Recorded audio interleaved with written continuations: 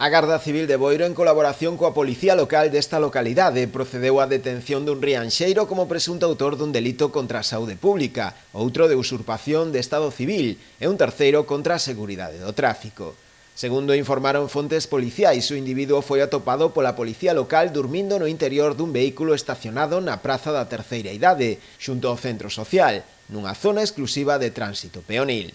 No interior do turismo tamén atoparon 2 cans e restos de follas e plantas de marihuana, polo que requiriron o apoio da Garda Civil. Ao proceder á súa identificación constatouse que o DNI aportado non correspondía coa súa identidade. En un cacheo posterior tamén lle requisaron varios envoltorios, en cuxo interior había unha sustancia branca en forma de pedra, supostamente cocaína. Nun rexistro ao turismo, os axentes tamén atoparon unha carteira con máis de 400 euros en metálico, 2 pistolas de gas, 8 anéis de fantasía, unha navalla e un teléfono móvil. O detido xa pasou a disposición xudicial no xulgado de instrucción número 2 de Ribeira.